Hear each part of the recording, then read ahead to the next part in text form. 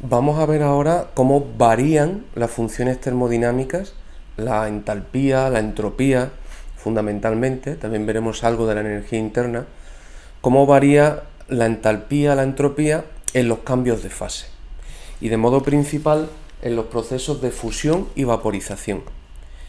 Cómo varían, cómo podemos medirlas, cómo podemos calcularlas y qué información podemos sacar de ellas. En primer lugar, vamos a darle nombre a los cambios de fase.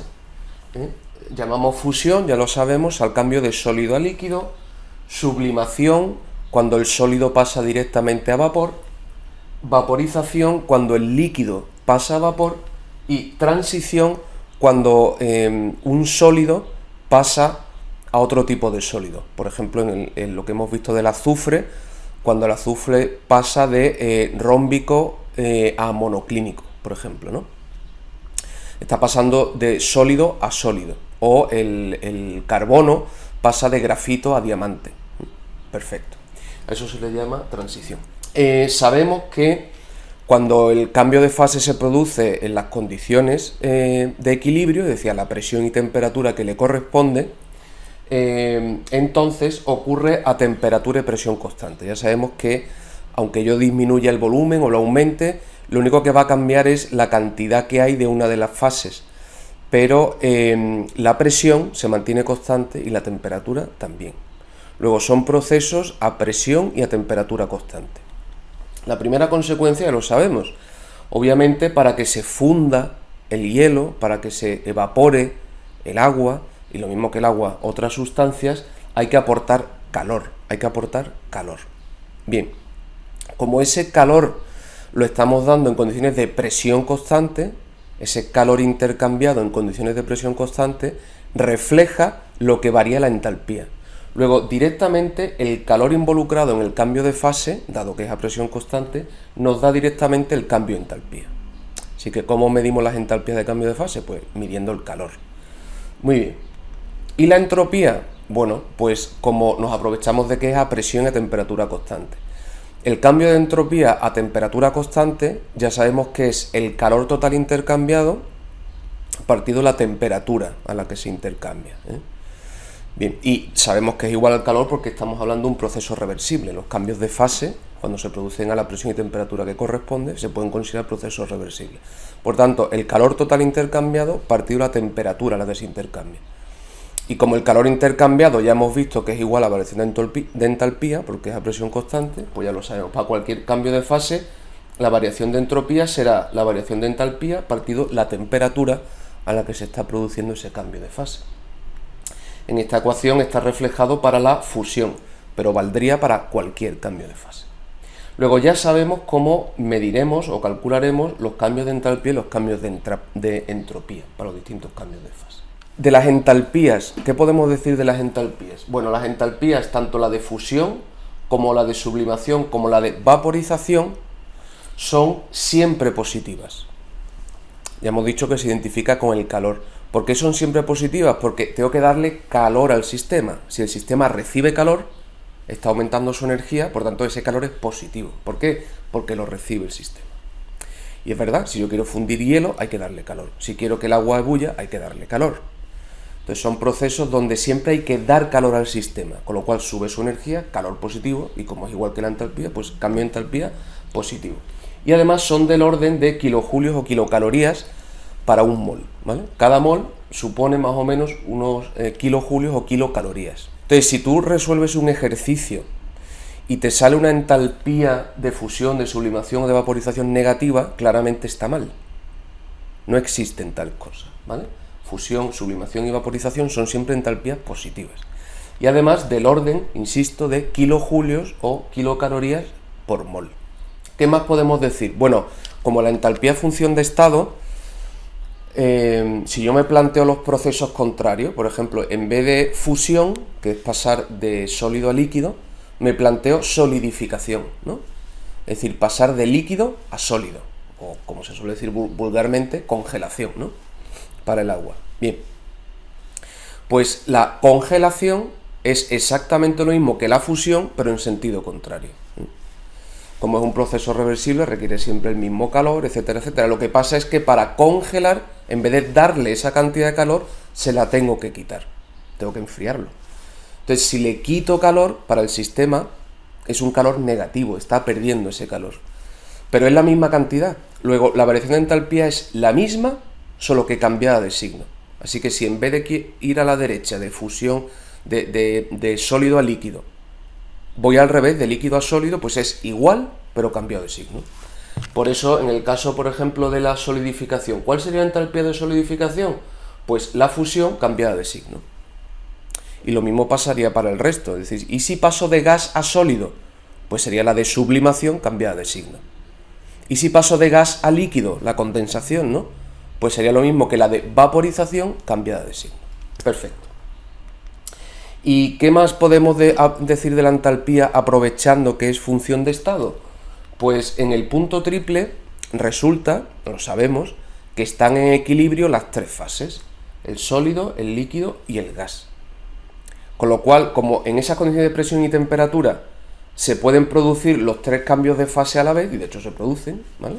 Porque están los tres en equilibrio, yo puedo plantear el siguiente diagrama. Yo puedo ir de sólido a gas directamente, eso sería la entalpía de sublimación, y hacerlo de modo reversible, porque estoy en las condiciones de presión y temperatura de equilibrio. En el punto triple están en equilibrio. Yo puedo ir de sólido a líquido,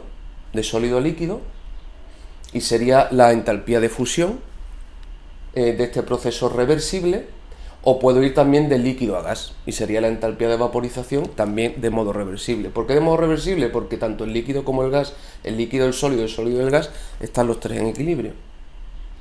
Claro, como es función de estado, lo que cambia la entalpía cuando voy de este estado inicial a este estado final, o sea, cuando voy de sólido a gas, da igual por el camino que lo haga.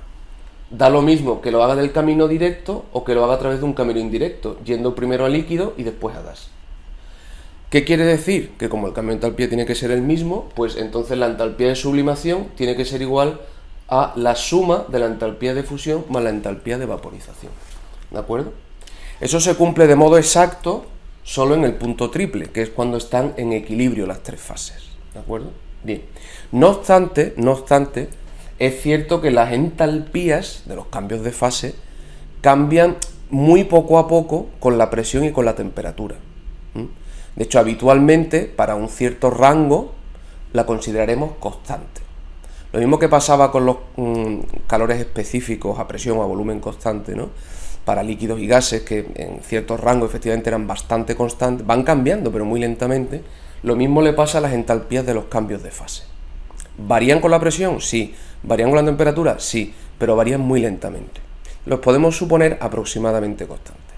¿Eso qué quiere decir? Que aunque esto solo se cumple de modo exacto para el punto triple, como aunque cambie la presión y la temperatura, estos valores van a cambiar muy poco, pues esta igualdad se mantiene aproximadamente para cualquier otro valor de presión y temperatura. Entonces, la entalpía de sublimación siempre la podremos estimar de un modo aproximado, pero bastante bien, ¿vale? O sea, con un margen de error asumible, la podremos estimar como la suma de la entalpía de vaporización y la entalpía de fusión. Por eso habitualmente veréis que no se suelen dar las entalpías de sublimación, porque aproximadamente son la suma de la fusión y vaporización. Aparte que es bastante menos frecuente encontrarse con un proceso de sublimación que con uno de fusión o vaporización. Son más frecuentes en el laboratorio. Muy bien.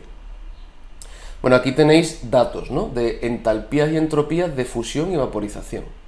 Fijaos, esta primera, bueno, estos son distintas sustancias, cada una tiene su punto de fusión normal, por eso aparece ahí PFN, punto de fusión normal.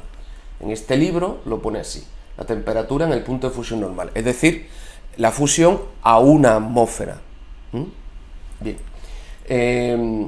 la temperatura a la que funde si está a una atmósfera, expresada en Kelvin, ¿vale? Pues el neón, el nitrógeno, veis el agua en Kelvin, pues a 0 grados, es decir, 273,15 Kelvin, ahí está. Bien, para esos procesos de fusión a una atmósfera, pues también se pueden medir los calores que hay que darle a cada mol para que cambie de fase en esas condiciones, ¿no? Entonces aquí lo tenéis expresado en kilojulios por cada mol, ¿vale? Bien, para cada sustancia, pues por ejemplo, para que el neón, un mol de neón pase de sólido a líquido, porque estamos hablando de fusión, a una atmósfera, pues hay que darle 0,335 kilojulios. Y al agua, pues hay que darle 6,01 kilojulios a cada mol. ¿De acuerdo? Perfecto. Kilojulios mol. Bien, esas son las entalpías de fusión, por eso aparece ahí FUS, ¿no? Como subtítulo de fusión. Y esa M, en este libro, esa M quiere indicar molar, es decir, por cada mol. Muy bien. A continuación, para el mismo proceso, todo esto es de fusión, a qué temperatura funde si está a una atmósfera, cuál es el calor involucrado en ese proceso de fusión para un mol y el cambio de entropía también por un mol. Sabemos que el cambio de entropía, como el cambio de fase que sucede a la presión y temperatura que le corresponde, se puede considerar un cambio irreversible. El cambio de entropía es la variación de entalpía partido de la temperatura, pero un cambio de fase, no hemos visto. Luego, en realidad, estos valores casi que ni me lo tendrían que dar, lo puedo calcular yo. ¿Cómo? Dividiendo la entalpía entre la temperatura. Pero fijaos que aquí está en julio y esto está en kilojulios. O sea, primero lo pasaría a julio multiplicando por 1000, esto sería 335 julios, y lo divido por la temperatura. Tú divides 335 entre 24,5 y te queda esa entropía. Y así con todo. Por ejemplo, el amoníaco multiplicado por 1000, esto sería 5650. Pues 5650 entre 195,4 te queda esa variación de entropía. Perfecto. Luego, todo esto son para el proceso de fusión normal, para el paso de sólido a líquido a una atmósfera. ¿A qué temperatura se produce? ¿Cuál es el calor involucrado? Que por tanto es el cambio de entalpía. ¿Y cuál es el cambio de entropía involucrado en ese proceso? Para todas estas sustancias. Y lo mismo para el proceso de vaporización, ¿vale? Siempre a una atmósfera. ¿A qué temperatura ebulle? Ahí le llama punto de ebullición normal. Por eso pone PEN, punto de ebullición normal, a una atmósfera. Bien, ¿a qué temperatura ebulle cada una de estas sustancias está a una atmósfera? Pues a esas temperaturas, ¿no? ¿Cuál es el calor involucrado para que un mol de líquido pase a gas? Pues ahí están los calores involucrados, las variaciones de entalpía, ¿no? Y sabemos que multiplicando esto por 1000 y dividiendo por temperatura, obtenemos cómo varía la entropía en los procesos de vaporización. Bueno, pues ahí tenéis un conjunto de valores para distintos tipos de sustancias. Fijaos que la temperatura de ebullición puede variar muchísimo según la sustancia. El neón, que obviamente es un gas noble, ¿no? Pues es 27,1 Kelvin, es decir, por encima de 27 Kelvin, bastante cerca del cero absoluto, ¿no? 27 grados de diferencia, ¿no? Ya el neón pasa a gas, claro, porque es que apenas hay interacción neón-neón, ¿no? En cambio, por ejemplo, el cloruro sódico, pues tienes que ir hasta 1738 Kelvin, ¿no? Y por medio, veis que están ordenados en orden creciente de temperatura de ebullición. ¿Qué más podemos decir? Para el caso de la vaporización, si nos centramos ahora en los calores involucrados para vaporizar una sustancia. Fijaos, cuando vaporizamos una sustancia, ¿qué es lo que estamos haciendo? Pues un líquido pasa a vapor. Y un líquido está compuesto de moléculas o átomos, según sea una especie molecular o atómica, moléculas o átomos que están parcialmente libres, es decir, moviéndose con mucha facilidad, pero a la vez interaccionando entre ellos. Justamente esa interacción entre las moléculas o los átomos que constituyan ese líquido, justamente esa interacción entre las moléculas es la que hace que permanezca como líquido. En el momento en que yo supero esas energías que mantienen unidas a las moléculas en el líquido, pues entonces las moléculas son liberadas. Y cuando las moléculas son liberadas, pues entonces están en fase gas, Justamente la diferencia entre el gas y el líquido es que en el gas no se están produciendo esas interacciones intermoleculares y en el líquido sí. Así que en el calor justo que yo le tengo que dar para pasar de líquido a gas, es decir, la entalpía de vaporización, ese calor es un reflejo de cómo de fuertes son las energías intermoleculares. Cómo de fuerte interaccionan entre sí las moléculas.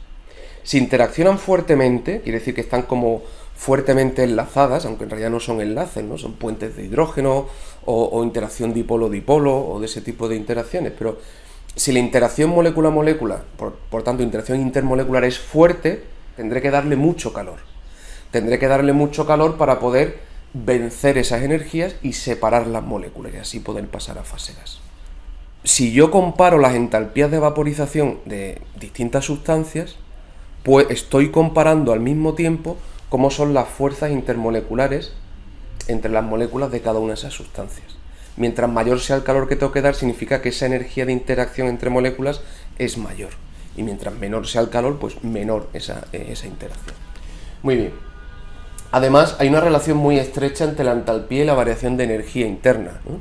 Que nos daría, digamos, el valor exacto de las energías de interacción.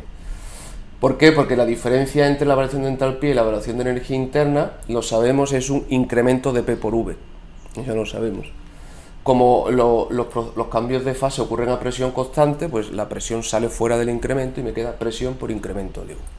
Cuando uno hace los cálculos de P por incremento de V, que en definitiva es el trabajo involucrado ahí, no es despreciable, pero es pequeño respecto a la variación de energía. O sea, la variación de entalpía y la de energía interna puede ser del orden de miles, mientras que esto puede ser decenas o cientos, pero no llega a miles. Hay como mínimo una diferencia de un orden de magnitud. Con lo cual se parecen mucho, porque este término es pequeño respecto a este, se parecen mucho la entalpía y la energía. Por eso la variación de entalpía directamente me está dando una idea de cómo es la variación de energía y por tanto la energía de interacción entre las moléculas, ¿de acuerdo? Así que comparando entalpías estoy comparando directamente cómo de fuertes son las interacciones entre las moléculas en ese líquido. Dentro del proceso de vaporización vamos a centrarnos ahora en la entropía de vaporización y en particular en la entropía de vaporización normal. ¿Cómo cambia la entropía cuando paso de líquido a gas, eso es vaporización, a una atmósfera? Bueno, pues si uno compara distintas sustancias, así por encima, distintas sustancias que ebullan, que se vaporicen a temperaturas cercanas, ¿no? Más 100, más 200 Kelvin sobre la temperatura ambiente, pues uno observa que hay muchas sustancias que aunque sean distintas, sus cambios de entropía de vaporización son muy parecidos. Si uno se fija, 87, 85, 83, 87, 85, 87, 85... varía poco, o sea, es casi un valor constante, ¿no? Y los que se diferencian mucho, como por ejemplo el agua o el ácido acético, que ya no se aproxima a este valor, sino que es 100 y pico o 50 y pico, se aleja mucho del 87 que está aquí arriba. Si uno se fija en esas sustancias se da cuenta que son sustancias muy polares y que además tienen enlaces de puente de hidrógeno entre las moléculas, es decir, la interacción molécula-molécula es demasiado fuerte, están en el rango extremo, ¿no?, de las energías de interacción más fuertes, debido a la polaridad o a los puentes de hidrógeno. Al mismo tiempo hay que fijarse cómo, que en este caso por ejemplo todas las temperaturas de ebullición son parecidas. ¿Qué ocurre si las temperaturas de ebullición son bastante más pequeñas, como por ejemplo el neón, el nitrógeno, el argón? Pues que ya varía bastante respecto al 87 de aquí, ¿veis? Esto es 65, 72, ¿no? O si son mucho más altas, 1184, 1738, bastante más altas que este rango de temperaturas, pues también se va, ¿no? Se va a 97, a 98, varía demasiado. Y en el rango de temperatura que nosotros consideramos, pues efectivamente se cumple bien, ¿veis? 86, 85, 91, que es muy parecido a 87, se cumple bastante bien si las moléculas no son polares. De nuevo, las moléculas polares o que tienen puente de hidrógeno se desvían significativamente. Entonces, de aquí, de esta observación, se dedujo una regla, que es una regla aproximada, y que recibe el nombre de regla de Trutón. ¿Qué nos dice el nombre de la regla de Trutón? Pues nos dice que en el rango de temperaturas, aproximadamente, ¿no?, entre 200 y 1000 Kelvin, si esa sustancia ebulle a una atmósfera, ebulle entre 200 y 1000 Kelvin aproximadamente, entonces el cambio de entropía que sufre un mol de esa sustancia por pasar de líquido a vapor a una atmósfera, por tanto vaporización normal, es aproximadamente constante. E igual a ese 87 es lo mismo que 10,5 R, donde R es la constante de los gases. Si tú multiplicas 10,5 por 8,314, que es julios, ¿no? La constante de los gases, julio partido mol Kelvin, pues te sale 87 julio partido mol Kelvin aproximadamente, ¿vale? 87, que es lo que está reflejando esto de aquí, ¿veis? Bien, si lo quieres en calorías, pues entonces R pondrías 1,987 caloría partido mol Kelvin, y hacer la multiplicación sale aproximadamente 21. Perfecto. Luego la regla de Trutón, ¿qué me dice? Que el cambio de entropía de vaporización, o sea, del cambio de líquido a gas, en condiciones normales a una atmósfera, ¿vale?, es aproximadamente siempre igual a 10,5 R. Se mantiene constante en torno a ese valor. Y vemos que más o menos se cumple. Siempre que las sustancias no sean polares o tengan puentes de hidrógeno. Y si uno observa esta tabla, pues se cumple bastante bien, ¿eh? Si la temperatura de ebullición está en este rango, me estoy refiriendo a la entropía de vaporización normal, pues efectivamente siempre sale un valor en torno a 87, en torno a 10,5 R. Bueno, esa es la regla de Trutón. Y si tú desconoces, por ejemplo, la entropía de vaporización, yo qué sé, del ciclo hexano, pero sabes que ebulle a esta temperatura, pues dices, bueno, entonces su entropía de vaporización tiene que ser aproximadamente 87. Y el error que cometes es muy pequeño, porque el verdadero es 85, ¿vale? Perfectamente asumible. Entonces es una regla práctica. Muy bien. ¿Se puede mejorar esta regla? Se puede mejorar esta regla, en lo que se conoce como la regla mejorada de Trutón, Hildebrand, Everett, ¿vale? Pues son tres señores. Entonces, THE a veces se le llama la regla, ¿no?, de TH, de Trutón, Hildebrand, Everett. Bien, en este caso ya no hay que poner límite a la temperatura, como antes. Decíamos, bueno, si ebulle entre 200 y 1000 Kelvin, no, ahora da igual la temperatura la que sea. Y la entropía de vaporización estándar, la entropía en el proceso en el que pasa de líquido a vapor a una atmósfera, el cambio de entropía para cualquier sustancia se puede calcular bastante bien como 4,5 más el logaritmo de la temperatura de ebullición, ¿vale? Antes era 10,5 por R, en la regla de Trutón. Bueno, pues la regla mejorada ya no es una constante, ya no es 10,5, es 4,5 más el logaritmo de la temperatura de ebullición. 4,5 más el logaritmo de la temperatura de ebullición, expresado en Kelvin, ¿vale? La temperatura de ebullición expresada en Kelvin, eso lo multiplico por R y me da una entropía de vaporización ya bastante justa. Fijaos que se cumple bastante bien, salvo, insisto, para las especies que sean polares. Pero ya me da igual la temperatura, fijaos el neón, ebulle a 27 Kelvin. Bueno, pues si aplico esta regla mejorada, me sale, al aplicar esta fórmula, me sale 64,8. Y el valor experimental es 65. Pues sale bastante bien, ¿no? Para el nitrógeno, pues me sale 73,6 y el experimental es 72,1. Entonces se cumple bastante bien independientemente de la temperatura de ebullición. Solo deja de cumplirse cuando efectivamente ese líquido está formado por moléculas muy polares o que tienen puentes de hidrógeno, ¿vale? Entonces esta regla, que es una regla mejorada, es para si lo que conoces es la temperatura de ebullición, pero no sabes la entropía, pues aplicando esta regla te va a dar un cambio de entropía bastante fino, bastante bueno, ¿eh?, para la entropía de vaporización normal. Bueno, pues vamos a ver por último, ya con esto terminaríamos el tema, vamos a ver dos ecuaciones tremendamente útiles, dos ecuaciones tremendamente prácticas, que eso se usan mucho. Primero, una ecuación que es exacta, que es la ecuación de Clapeyron, y después veremos una aproximación, que es la ecuación de Clausius-Clapeyron, ¿de acuerdo? Bien, muchos ejercicios de la lista de ejercicios se basan justamente en la aplicación de estas ecuaciones, la ecuación de Clapeyron y la ecuación de Clausius-Clapeyron.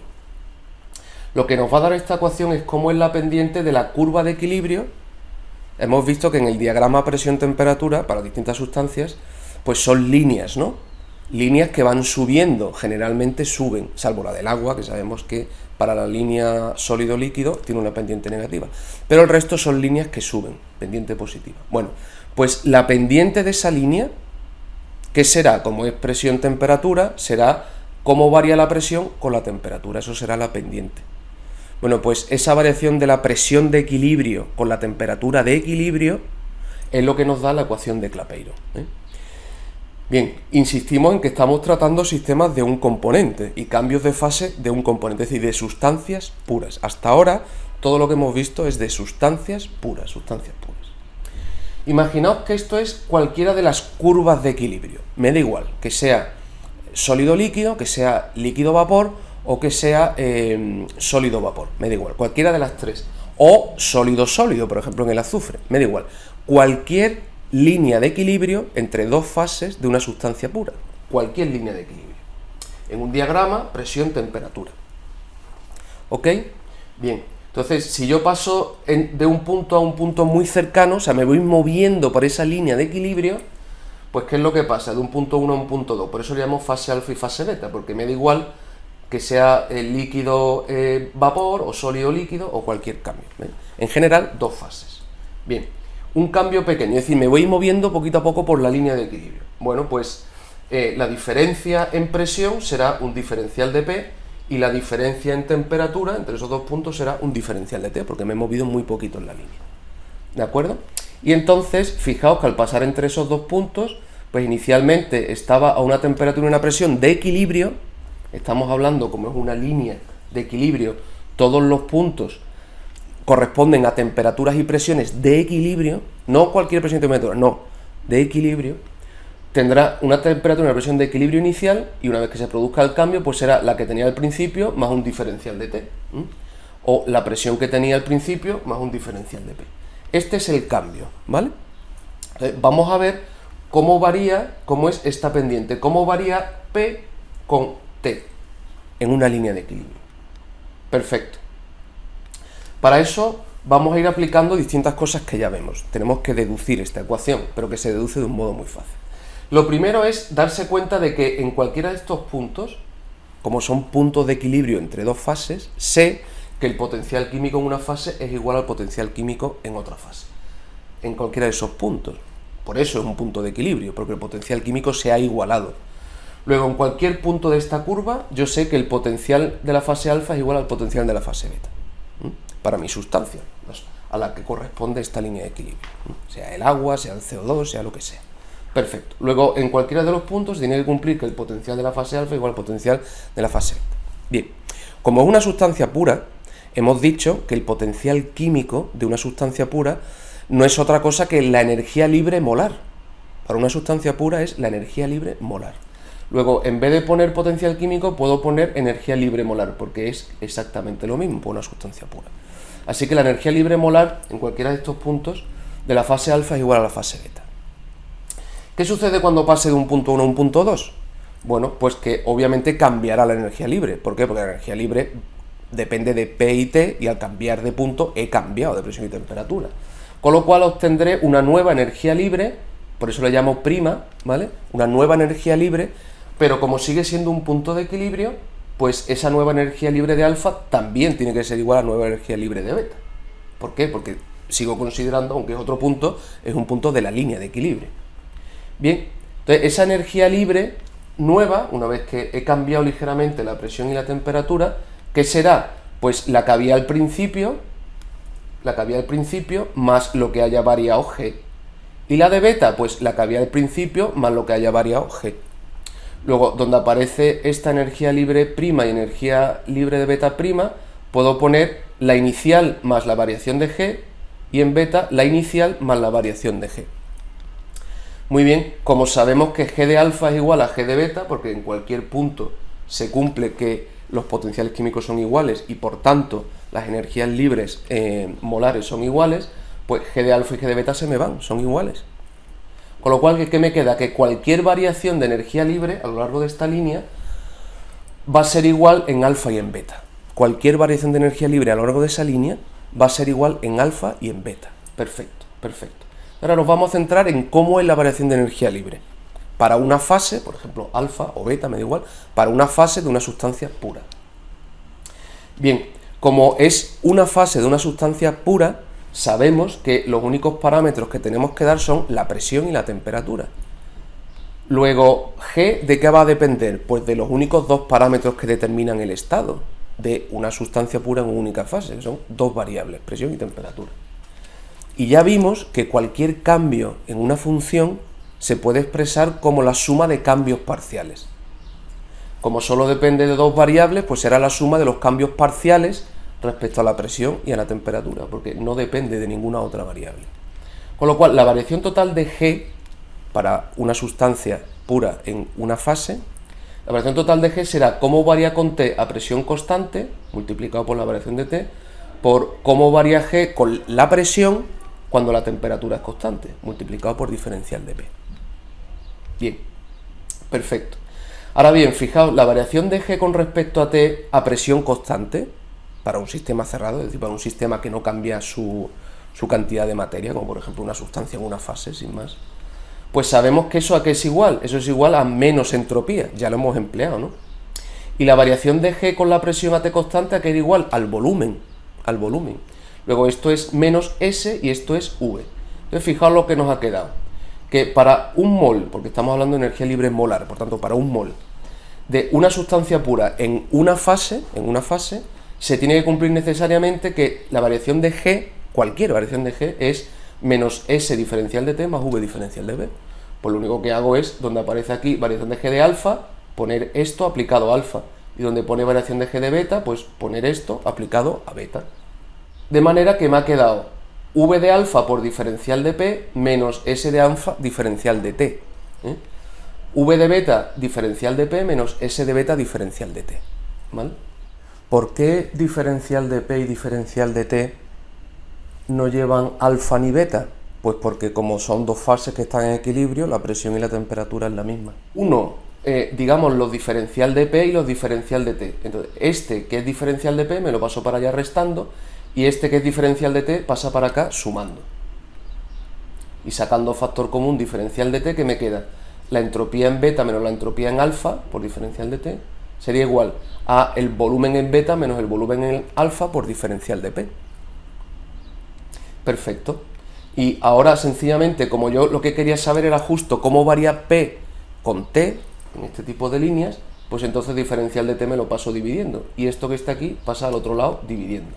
Entonces me queda que en cualquiera de estas líneas tiene que cumplirse que la variación de la presión de equilibrio con respecto a la temperatura de equilibrio de fases, ¿no?, es igual al incremento de entropía de ese cambio de fase, es decir, la entropía en beta menos la entropía en alfa, dividido el cambio de volumen en ese cambio de fase, el volumen en beta menos el volumen en alfa, y veis que el incremento de esa diferencia de entropía es el incremento de ese molar, ¿vale? ¿Cuánto cambia la entropía por cada mol en ese cambio de fase? Por tanto, es un cambio de entropía de fase. Si esta línea es de vaporización, pues eso sería el cambio de entropía de vaporización. Si esta es la línea de fusión, pues eso sería la entropía de fusión, y así sucesivamente. Y abajo nos queda el incremento de V debido al cambio de fase. Y lo mismo, si está una línea de vaporización, pues sería el incremento de V de vaporización. ¿Qué es la línea de sublimación? Pues sería el incremento de V de sublimación. Bien. Al mismo tiempo sabemos que incremento de S en un cambio de fase, como sucede de modo reversible, estos puntos son de equilibrio, incremento de S a que va a ser igual a incremento de H partido por T. Luego puedo sustituir donde aparece incremento de S, lo podemos sustituir por incremento de H partido por T. Y nos queda esta expresión. Bueno, daos cuenta por un lado que nos podemos quitar la restricción de el molar. ¿Por qué? Porque incremento de S molar, que es incremento de S dividido entre el número de moles. Incremento de V molar, que es incremento de V partido el número de moles. Como ambos estarían partidos por el número de moles, se me va arriba y abajo y me queda directamente incremento de S total partido incremento de V total. Me da igual que sea molar o no sea molar. Bien, y esto es lo mismo, incremento de S es igual a incremento de H partido por T. Luego fijaos esta ecuación. Esta es la ecuación de Clapeyron. Y quiero que os deis cuenta de que es absolutamente exacta. Es decir, no hemos hecho ninguna aproximación en su deducción. Es decir, esta fórmula es exacta. Se cumple de modo exacto si la estoy aplicando a presiones y temperaturas de una línea de equilibrio. Presiones y temperaturas de una línea de equilibrio. Perfecto, perfecto. Una ecuación muy importante. Bien, fijaos que la pendiente de esas líneas, que es cómo varía P con la temperatura, depende de la entalpía del cambio de fase de que se trate, la temperatura y el cambio de volumen que se produce en ese cambio de fase. Entonces, empezando por la entalpía, vamos a ver, la entalpía, tanto la de fusión como ebullición como sublimación, las tres líneas que estamos acostumbrados a trabajar en un diagrama de fases, las tres son entalpías positivas, ya lo hemos dicho. Hace falta dar calor al sistema para que efectivamente el hielo se funda o el agua empiece a ebullir, ¿de acuerdo? O a muy bajas presiones para que el hielo empiece directamente a sublimar. Por eso, como el calor es positivo, el sistema recibe calor, como el calor es positivo y es un calor a presión constante, el cambio de entalpía es positivo, necesariamente positivo. Así que en las tres líneas incremento de H es positivo. Muy bien. La temperatura es temperatura absoluta. La temperatura absoluta no puede sino ser positiva. Como mínimo es cero, el cero absoluto. Y a partir de ahí, cualquier temperatura es una temperatura positiva. Luego, incremento de H positivo, temperatura positiva. Ahora bien, ¿qué pasa con incremento de V? Bueno, pues incremento de V no siempre es positivo. La mayoría de las veces sí, La mayoría de las veces sí. Por ejemplo, siempre que el cambio es a un gas, por ejemplo, de líquido a gas o de sólido a gas, el volumen de un gas es tan grande respecto al volumen de un líquido o de un sólido que el incremento de volumen siempre es positivo. El volumen final, que es el volumen del gas, menos el volumen inicial, ya sea el líquido o sólido, es un incremento de volumen positivo. Así que de líquido a gas y de sólido a gas, siempre incremento de V positivo.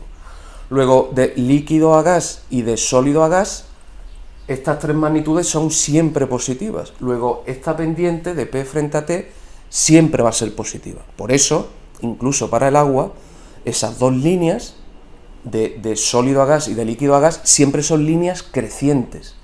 Cuando crece la presión, crece la temperatura. O dicho al revés, cuando crece la temperatura, crece la presión. ¿De acuerdo? Crecientes, pendiente positiva. Bien, en cambio, cuando el cambio de fase es de sólido a líquido, pues sí, casi el 100%, ya lo sabemos, de las sustancias, cuando pasan de sólido a líquido, se expanden. Es decir, como líquido ocupa más volumen que como sólido. Eso es lo normal. El líquido habitualmente son moléculas sueltas cuya distancia es mayor entre sí que cuando se congelan, ¿no? Y se hacen sólidas, que entonces forman unas estructuras cristalinas ordenadas, entonces ocupan menos volumen. Eso es lo habitual, que cuando yo pase de un sólido a un líquido, crezca su volumen y por tanto incremento de V positivo. Eso sucede casi siempre, o sea, prácticamente en el 100%, salvo algunas excepciones. Luego, para la mayoría, incremento de V cuando pasa de sólido a líquido también es positivo. Entonces, como incremento de HT son positivos, incremento de V también es positivo, para la mayoría, la pendiente de la línea sólido-líquido también es positiva.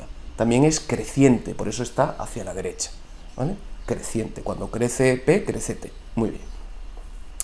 Sin embargo, hay casos muy particulares, como el agua y alguna sustancia como el bismuto y el galio, ¿no? Pero muy particulares. En particular, lo que nos interesa a nosotros es el agua, es la única que con frecuencia vamos a utilizar y tiene este comportamiento anómalo. En el caso del agua, sucede que cuando el sólido pasa a líquido, se contrae, inexplicablemente, ¿vale? Eso se debe a que el agua, cuando forma el hielo, la estructura del hielo es una estructura ordenada, pero que se basa en puentes de hidrógeno, y esos son enlaces largos, grandes. Entonces esa estructura ordenada ocupa mucho volumen, mientras que cuando está líquido, como no está formando ninguna estructura ordenada, pues las moléculas se acercan más entre sí. Entonces, como resultado, en el caso del agua, ocupa menos como líquido que como sólido. Bien, la experiencia que estamos muy acostumbrados, metes una botella absolutamente llena de agua en el congelador y cuando se congela revienta la botella. ¿Por qué? Porque cuando pasa a sólido, al contrario que el resto de la sustancia, cuando pasa a sólido se expande.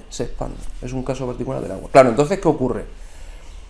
Que como el líquido ocupa menos, y estamos considerando el paso de fusión de sólido a líquido, como el líquido ocupa menos, el volumen final, que es el del líquido, es menor que el volumen inicial.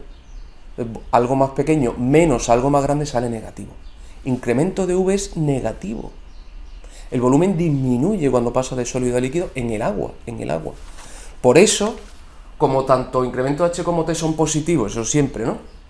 Pero incremento de V sale negativo, todo positivo con un negativo, todo esto sale negativo. Y entonces la pendiente es negativa, efectivamente, la pendiente es hacia abajo. Conforme aumenta la temperatura, disminuye la presión, ¿vale? Es una pendiente negativa. ¿Se debe a esto? Perfecto. Luego ya tenemos la explicación para esa pendiente negativa. En definitiva, se debe a que el incremento de V en el proceso de fusión en el agua, al contrario que en la inmensísima mayoría de las sustancias, es un incremento de V negativo en el caso del agua. Muy bien, aquí tenéis, digamos, representado lo que acabo de decir para varios ejemplos. Por ejemplo, el neón, ¿no? Su punto de fusión es menos 249 Celsius. Con lo cual, por debajo, por ejemplo, a menos 260 grados Celsius, pues estará como sólido, ¿vale? Como sólido. Todo esto a una atmósfera. Como sólido. Entonces, como sólido, más o menos, esta caja que he dibujado aquí con estas líneas representa el volumen que ocupa, ¿vale? Bien, por encima de esa temperatura, por ejemplo, a menos 247, que ya está más cerca del 0 centígrado, ¿no? Por tanto, una temperatura superior, ya lo que se ha formado aquí es una gota líquida, ya es más estable como líquido. Y veo que esta era la caja donde cabía el sólido, ahora la gota ya no me cabe en la caja, que quiere decir que su volumen ha aumentado. El volumen como líquido es mayor que como sólido. Y ya el punto de ebullición es menos 246, pues por encima, por ejemplo, menos 218, por encima ya estará como gas. Entonces, como gas ocupa todo el volumen. Este era el volumen de la caja sólida. ¿Veis? El volumen como líquido es parecido, pero es mayor, crece el volumen, ¿vale? Y cuando pasa a gas, pues crece muchísimo más. Este es el comportamiento normal. Lo mismo observamos, por ejemplo, en el oxígeno. Su punto de fusión es menos 223, luego un poquito más para abajo, menos 242 Celsius, pues estará sólido. Estas rayas quieren significar el volumen, ¿no?, en el que cabe el sólido. Cuando estoy por encima del punto de fusión, por ejemplo, ahí a menos 180 grados centígrados, pues ahí tengo una gota líquida de oxígeno, y veo que ya no me cabe dentro de la caja del sólido. O sea, su volumen, de nuevo, cuando pasa de sólido a líquido, aumenta, es lo normal. Aquí está ordenado, aquí está desordenado, ocupando mayor volumen habitualmente, ¿no? Bien, y ya el punto de ebullición en menos 183, pues a menos 79 grados centígrados está puramente como gas, y si este era el volumen del sólido, pues efectivamente el volumen del gas es muchísimo mayor. El volumen del gas pues es infinitamente mayor que el volumen de líquido o el volumen de sólido. Pero aún así el de líquido sigue siendo mayor que el de sólido. Esto es lo normal, que cuando un sólido se funde ocupe un volumen mayor. Sin embargo, vamos a nuestro caso particular, el agua. Bien, sabemos que el punto de fusión es a 0 grados, ¿no? Si estamos en una atmósfera. Entonces, a menos 116, ¿ves? Hielo, sólido. Fijaos, es una estructura ordenada, basada en puentes de hidrógeno. Bueno, pues esta caja, con esas rayas, quiere significar el volumen que ocupa el sólido, el hielo. Bien, por encima del punto de fusión está como líquido, por ejemplo, ahí a 55 grados centígrados, está como líquido. Bueno, ahí tenemos una gota de agua líquida. ¿Veis que el volumen, que sería, digamos, lo que encerraría todas las moléculas de agua, el volumen es menor que el que ocupaba el sólido? De hecho, la gota de agua cabe dentro de esta caja del sólido, cabe y le sobra espacio. ¿Qué quiere decir? Que ocupa menos volumen como líquido que como sólido. Se debe a estas grandes cavidades que se forman cuando se forma el sólido, que son puentes de hidrógeno, ¿vale? Entonces, como líquido ocupa menos que como sólido. Eso es rarísimo. Insisto, prácticamente el agua y nadie más. Y eso sí, cuando ya está, el punto de ebullición es 100, si estamos por encima, en ese caso pues 500 y pico grados, pues es un gas cuyo volumen es muchísimo mayor que el del líquido o el del sólido. Luego, cuando paso aquí de sólido a líquido, contrariamente a lo que sucede con la mayoría, el volumen disminuye. Y esa es la peculiaridad del agua, que hace que su pendiente se manifiesta en el diagrama de fases en que la pendiente sólido-líquido es negativa.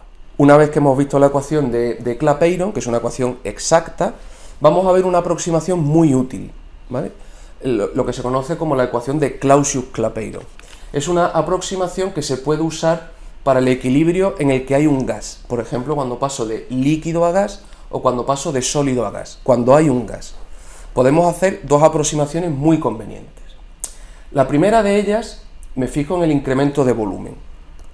El incremento de volumen en un cambio de fase, y esta ecuación se refiere siempre a un cambio de fase, en el que involucra un gas, pues será el volumen final, que es el volumen del gas, menos el volumen inicial, que puede ser un líquido o un sólido.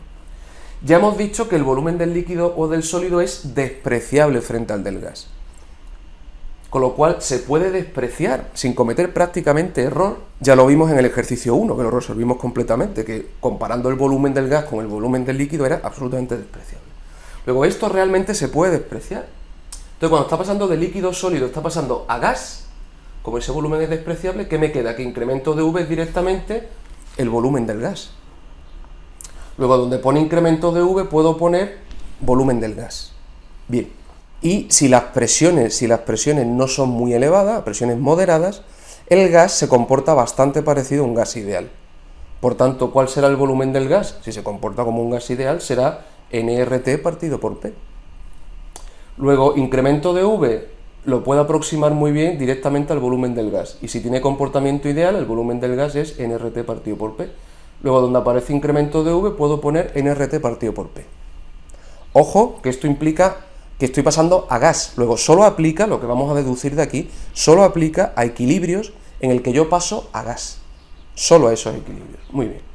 Y además, que no sean presiones muy altas, para que efectivamente se comporte como gas ideal. Entonces, si en vez de incremento de V, efectivamente, sustituyo por el volumen del gas, y si tiene comportamiento ideal, el volumen del gas es nRT partido por P, pues fijaos, P pasa arriba, porque aquí está dividiendo, pasaría multiplicando, y nRT por T es T cuadrado, pues nRT cuadrado. ¿Veis? Bien, ¿qué es la variación de entalpía partido el número de moles? Pues la variación de entalpía partido el número de moles es la variación de entalpía molar. Entonces, incremento de H partido por N es incremento de H raya. La variación de entalpía por mol. Así que me queda la entalpía, el cambio de entalpía molar para ese cambio de fase partido por R por la presión partido la temperatura al cuadrado. Y ahora, para poder utilizar esta expresión, pues tengo que unificar donde aparezca presiones a un lado y donde aparezca temperatura al otro lado. Entonces, fijaos que esta presión la paso dividiendo y me queda diferencial de P partido de P, y diferencial de T que está aquí dividiendo pasa al otro lado multiplicando y me queda diferencial de T partido T cuadrado. ¿Veis? Esta es la ecuación de Clausius-Clapeyron. Es muy fácil de integrar esta expresión. Aplica las líneas de equilibrio donde hay un gas. Para integrar esta ecuación, bien, si solo tengo dos puntos de equilibrio de esa línea, imagínate la línea de equilibrio de vaporización, y resulta que tengo un punto de equilibrio para una presión y una temperatura determinada y otro punto de equilibrio a otra presión y temperatura determinada. Solo tengo dos puntos. Cuando solo tengo dos puntos, pues entonces integro esta expresión entre esos dos puntos, los únicos que tengo. Por tanto, sería entre P1 y P2 y entre T1 y T2. ¿De acuerdo? Sería una integral definida. ¿Qué quiere decir definida? Que los límites se los estoy concretando, ¿vale? En este caso, la presión del punto 1 y la presión del punto 2, temperatura del punto 1, temperatura del punto 2. Bien, habitualmente sucede, ya lo hemos dicho antes, ¿no?, al hablar de la entalpía de sublimación, que la variación de entalpía, lo que cambia la entalpía, los cambios de fase, varía muy poco, el incremento de H varía muy poco con la presión y la temperatura. O sea, varía, pero poco. De manera que puede suponer, en buena aproximación, que esa variación de entalpía se mantiene prácticamente constante. Entonces, si eso es así, ¿qué sucede? Pues que la variación de entalpía, si se mantiene prácticamente constante, y R, que es la constante de los gases, eso se puede considerar constante, con lo cual sale de la integral. ¿Y qué me queda? La integral de 1 partido por P y la integral de 1 partido T cuadrado. La integral de 1 partido por P es lo mismo que 1 partido de X. ¿Cuál es la integral de 1 partido de X? Logaritmo neperiano de X. En este caso, logaritmo neperiano de P. Sería logaritmo neperiano de P2 menos logaritmo neperiano de P1. Pero como la diferencia de logaritmo es el logaritmo del cociente, pues digo logaritmo neperiano de P2 partido P1. Y eso es lo que queda a la izquierda. Y a la derecha, ¿cuál es la integral de 1 partido T cuadrado? La integral de 1 partido cuadrado es menos 1 partido de T, ¿vale? O sea, la inversa de T cambia de signo. 1 partido de T menos 1 partido de T. Así que en nuestro caso sería menos 1 partido T2 menos 1 partido T1. Si saco factor común al menos y lo coloco aquí delante, pues me queda directamente 1 partido T2 menos 1 partido T1. ¿De acuerdo? Entonces, fijaos qué expresión más sencilla. Si yo conozco dos puntos de equilibrio, P1, P2, T1, T2, pues de aquí puedo calcular cuál es la variación de entalpía de ese cambio de fase. Claro, los puntos de equilibrio líquido-vapor son muy fáciles de ver, muy fáciles de medir. Entonces yo puedo medir dos puntos de equilibrio líquido-vapor, por ejemplo del agua o de lo que me dé la gana, sustituirlo en esta expresión y despejando, estoy calculando, indirectamente, estoy calculando cuál es la entalpía de vaporización del agua, ¿no? Si lo hago de otra sustancia, pues la entalpía de vaporización de esa sustancia. Es una manera muy fácil, muy sencilla, sencillamente midiendo presiones y temperaturas, de calcular, de un modo aproximado, pero bueno, aceptable, bastante aceptable, calcular o estimar cuál es el cambio de entalpía, pues, de vaporización o de sublimación, ¿no? En función de que los puntos de equilibrio que ponga aquí sean de vaporización o sean de sublimación. Si son de vaporización, me dará la entalpía de vaporización, y si estos puntos son de sublimación, pues ahí me dará la entalpía de sublimación. Muy bien. Es una integral definida, es decir, cuando solo tengo dos puntos. Puede pasar que yo tenga varios puntos de esa línea, pues entonces si tengo más de dos puntos, más que utilizar una integral definida, conviene hacer una integración indefinida, es decir, sin ponerle los márgenes de la integración, ¿de acuerdo? ¿Cómo se hace una integración indefinida? Pues sin poner los márgenes de esa integración, como acabo de decir. Entonces, ¿cuál es la integral de 1 partido por p en general?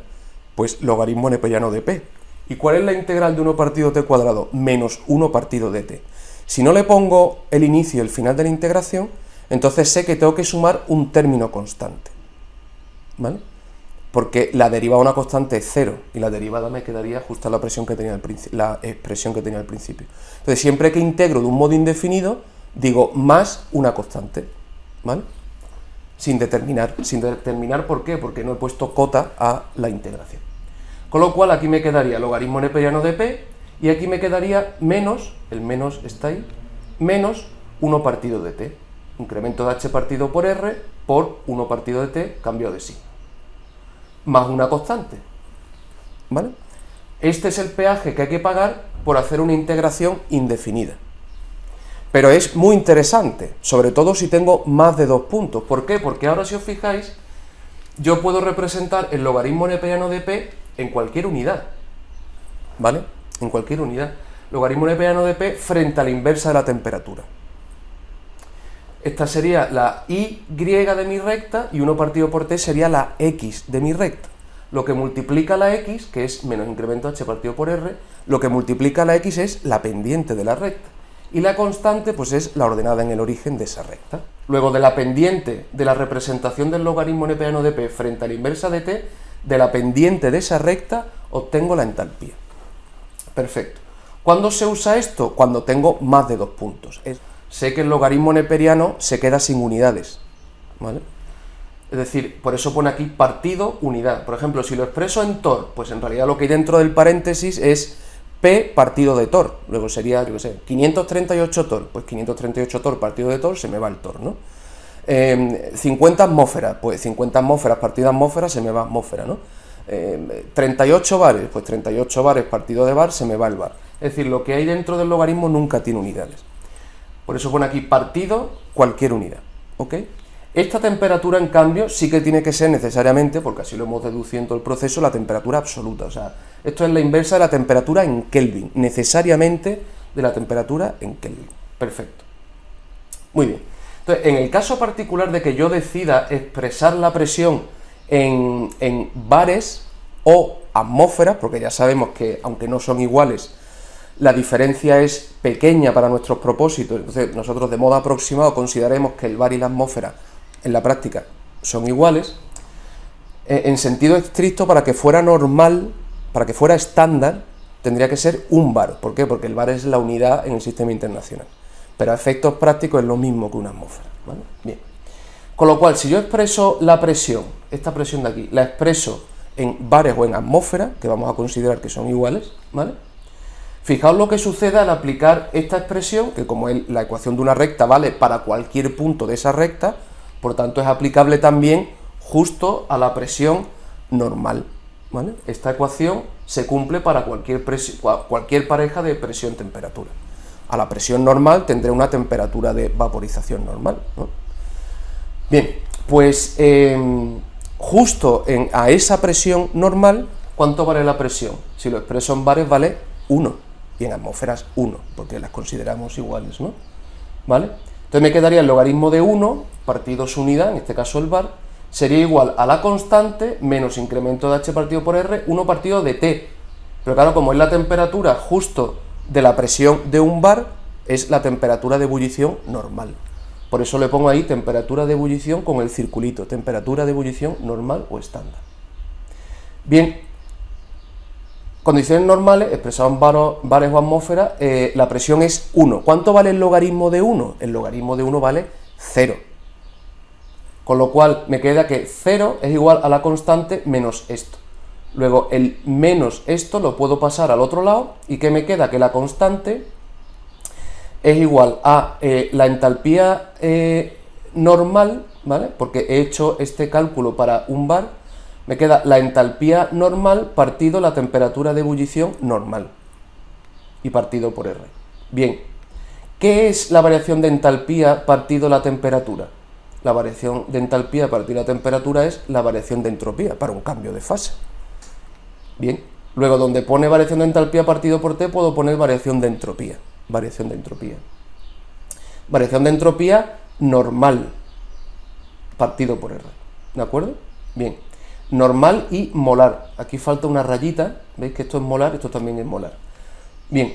Luego, la constante de la recta, de esa manera, si la presión la expreso en bares o en atmósferas, esa constante, que en cualquier otra unidad pues no tiene un significado en sí mismo, si la presión la estoy expresando en bares o en atmósferas, entonces esta constante sí que tiene significado, es la variación de entropía normal partido por R. Luego, si hago la representación del logaritmo neperiano de las presiones de equilibrio expresadas en bares o en atmósferas, frente a la inversa de la temperatura, de la ecuación de esa recta, de la pendiente saco la entalpía y de la ordenada en el origen saco la entropía. Eso solo si la presión la expreso en bares o en atmósferas. ¿De acuerdo? Bien. Aquí tenéis la representación experimental del logaritmo de la presión frente a la inversa de la temperatura, en concreto para el agua, equilibrios líquido-vapor del agua. Entonces, veis que efectivamente es una línea recta. Y aquí otra representación en otra escala, ¿vale? Esta figura, por ejemplo, es entre 25 y 45 grados. 1 partido de t en el eje X, logaritmo neperiano de p en el eje Y. Y veo que efectivamente es la representación de una recta. Para que veáis cómo de preciso o no, es decir, qué margen de precisión tenemos. Ya hemos dicho que estamos usando algunas aproximaciones, porque de hecho estamos usando ya la ecuación de Clausius-Clapeyron, que no es exacta, la que es exacta es la de Clapeyron. La de Clausius-Clapeyron ya hemos dicho que solo vale cuando una de las fases es un gas y además que ese gas se comporte como un gas ideal, ¿vale? Bien, aquí tenéis la representación esquemática, ¿no?, del logaritmo neperiano de la presión expresada en bares frente a la inversa de la temperatura. De la pendiente sé que puedo sacar la entalpía de vaporización y de la ordenada en el origen, como la P está en bares, puedo sacar la entropía de vaporización. Vamos a ponerle números. Fijaos, estos son datos experimentales, ¿de acuerdo? Esta es la temperatura a la que estoy provocando el cambio de fase en grados Celsius, 10, 20, 30, 40, hasta 100 grados, ¿vale? La sustancia es el agua pura. Esta es la presión de equilibrio en bares, ¿eh? Es decir, a 10 grados centígrados puede ebullir el agua, sea un agua fría, puede ebullir, sí, si bajas la presión hasta 0,01227, ¿vale? Y a 30 grados, sí, si bajas la presión hasta esa cantidad. Y a 100 grados, pues a 100 grados es, ya lo sabemos, es presión normal, presión atmosférica. Como esto lo expresamos en bares y 100 grados es a una atmósfera, pues no sale exactamente 1, ¿vale? 1,01 tal en bares. Perfecto. Perfecto. Bien, esos son los valores experimentales para la variación de entalpía, ¿eh? ¿Cuánto cuesta para cada mol de agua líquida a 10 grados a esta presión Para cada mol, ¿cuánto le cuesta pasar de líquido a vapor? Pues 44 kilojulios cada mol, ¿no? Y si estoy a 50 grados, pues ya no son 44,5, a 50 grados es 42,8, ¿no? Y a 100 grados, que sabemos que es el punto de ebullición normal, ¿no? Pues 40,6. Y uno puede decir, fijaos, ¿es constante la entalpía de vaporización del agua? No. ¿Varía con la presión y la temperatura? Sí, pero hombre, es una variación de 44 a 40 en aproximadamente 100 grados de temperatura, ¿eh? Entonces una variación de 4 sobre 44. Conforme el intervalo de temperaturas que use sea menor, pues la oscilación de la variación de entalpía también es menor. Esa suposición que estamos haciendo de que la entalpía de vaporización se mantiene constante, pues es cada vez más cierta, más exacta, conforme más pequeño es el intervalo. Por ejemplo, de 10 a 20 grados varía de 44,5 a 44,1, ¿no? Ahora, si varía de 10 a 100, que es una variación de 90 grados, pues pasa de 44,5 a 40,6, que tampoco es que sea una locura, ¿eh? O sea, que sí que va variando, pero varía poco a poco. Bien, perfecto. Entonces, ¿tengo la temperatura? Sí. ¿Tengo la presión? Sí. ¿Podría representar el logaritmo neperiano de esta presión frente a la inversa de esta temperatura en Kelvin? Sí, porque tengo los datos, ¿no? Entonces, cuando hacéis eso, el logaritmo neperiano de P frente a la inversa de la temperatura en Kelvin, os quedan estos puntos. Y esos puntos se ajustan perfectamente a la ecuación de una recta. Esto tenéis que saber hacerlo. Hay varios ejercicios que os lo piden. Y además no es solo útil para primero de carrera para físico-química, sino que os va a ser útil para el resto de la carrera y en vuestro futuro profesional. O sea, vosotros tenéis que saber cómo hacer el ajuste de unos puntos a una recta. De manera que por el método de mínimos cuadrados, obtengáis la mejor ecuación de la recta, es decir, la recta que mejor se ajusta a vuestros puntos experimentales. Bien, esto yo lo he hecho en Excel, en una hoja Excel, pero se puede hacer también con la calculadora, ¿eh? Cualquier calculadora lo puede hacer, tendréis que aprender a hacerlo, ¿no? Pero se puede hacer en hoja Excel, o sea que si aprendéis a hacerlo con Excel, pues también lo podréis utilizar, ¿de acuerdo? La hoja Excel. Bien, ¿qué significa el valor de R cuadrado? Pues el valor de R cuadrado significa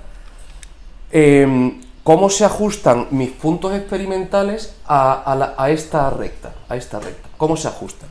Porque puede pasar que no todos los puntos caigan exactamente encima, y que algún punto experimental se me vaya un poquito para arriba, un poquito para abajo, y la recta que mejor se ajusta es la recta que pasa por el medio de todos ellos, ¿no? Bien, el valor de R cuadrado me indica cómo de alineados están los puntos.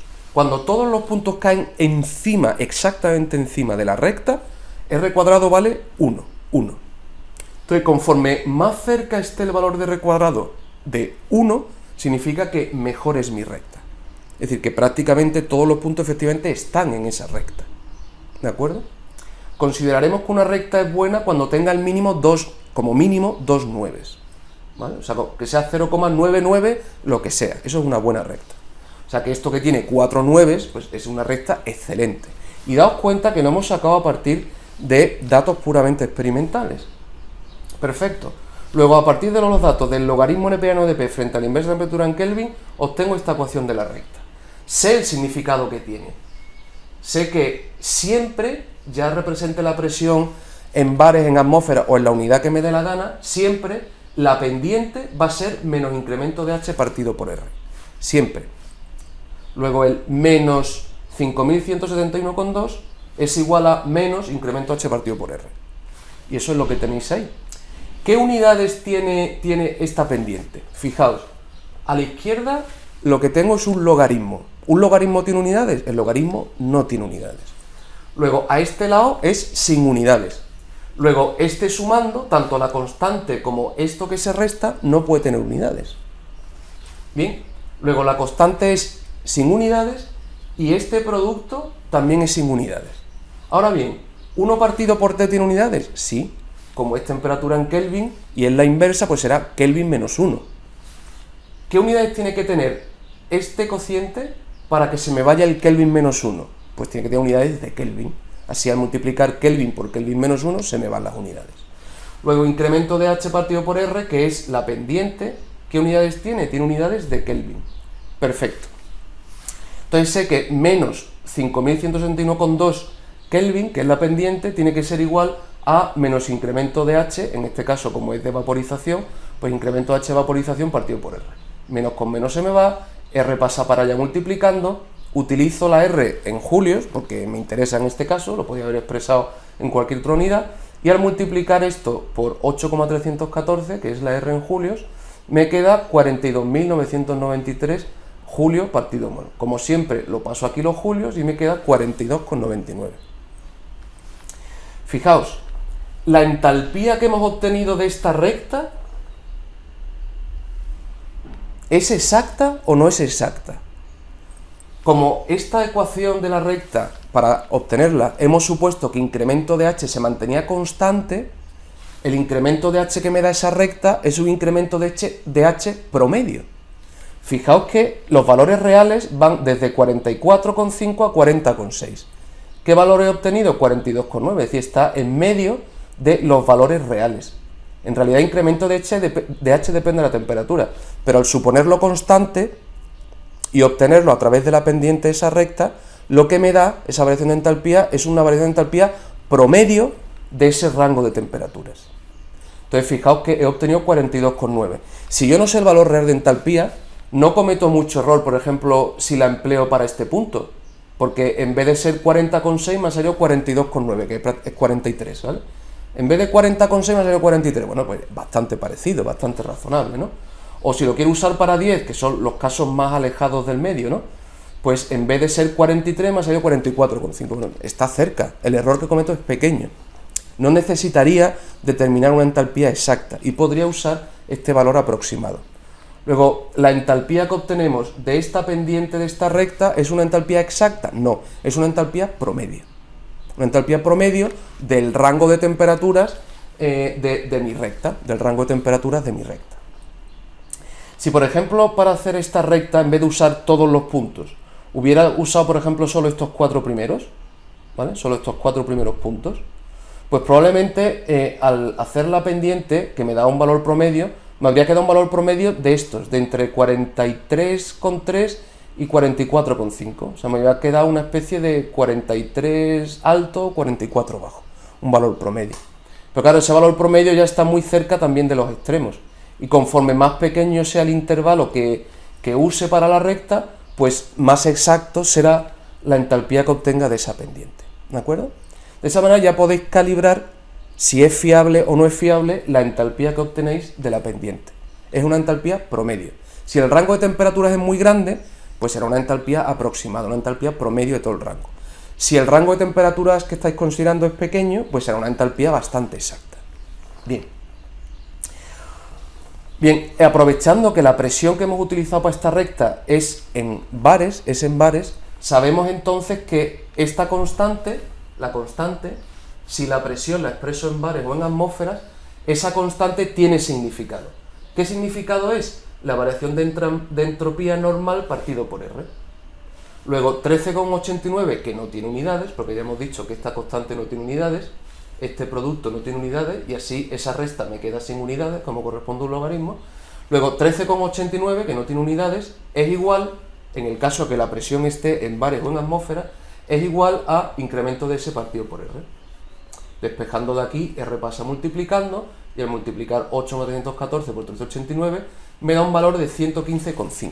Entropía de vaporización. Daos cuenta que es entropía normal. O sea, es el valor de entropía cuando la presión es de un bar o una atmósfera. Bien, entonces tengo que comparar el valor que obtengo con el valor real de la variación de entropía cuando la presión es de 1. Cuando la presión es de 1, la variación de entropía es 108,8. A mí me ha salido 115. Bueno, entre 108 y 115, pues hay una variación de 7 sobre 100 y pico. Es decir, que está bastante bien, bastante bien. ¿Ok? Luego, ¿qué grado de utilidad tienen estas ecuaciones? Pues que conociendo varios puntos de presión-temperatura, puntos de equilibrio, presión-temperatura, que son muy fáciles de obtener, obtengo valores bastante razonables, tanto de la entalpía de ese cambio de fase, como de la entropía normal de ese cambio de fase. ¿De acuerdo? Bien. Por último, todo esto os va a servir para los ejercicios que tenéis que resolver, aunque esos ejercicios también lo haré en pizarra, ¿no? Por último, Este valor de entalpía, el que se obtiene de la pendiente de la recta, ¿vale? Ese valor de entalpía promedio, justamente como lo he supuesto constante, es aplicable a todo el intervalo, incluida, por tanto, la presión atmosférica. Como lo estoy suponiendo constante, entonces aplica a cualquier presión y temperatura, lo estoy suponiendo constante. Y cualquiera significa también presión atmosférica. Así que esta variación de entalpía, que es una entalpía promedio, la podría utilizar también como entalpía en el caso de justo la presión atmosférica. Y el error que se comete es pequeño, ¿veis? El valor promedio es 42,99 de 43 y el valor a la presión de 1, que es estándar, es cuando llevaría aquí el cerito, a la presión de 1, pues es 40,6, ¿vale? 43 y me ha salido 40,6, es un valor bastante bueno. Así que este valor promedio lo puedo usar como valor promedio, que incluye, por tanto, también la entalpía estándar. Estoy suponiendo que la variación de entalpía es constante, luego incluye también la entalpía estándar. Así que ese valor lo puedo usar como valor promedio o como valor estándar. Lo puedo poner con 0 o sin 0. ¿Por qué? Porque es un valor aproximado. Y en el caso de que uséis la constante para la entropía, siempre es la entropía estándar. Siempre es la entropía estándar. En este caso hemos hecho el ejemplo para un equilibrio líquido-gas. Es la vaporización del agua. Pero todo esto valdría exactamente igual si en vez de ser líquido-gas fuera sublimación. Por ejemplo, sólido-gas. ¿De acuerdo? Se emplearía todo exactamente igual. Solo que en vez de aparecer aquí vaporización, aparecería sublimación, ¿vale? Incremento de S de sublimación en vez de vaporización. El resto sería todo exactamente igual. Con esto ponemos punto y final a este tema.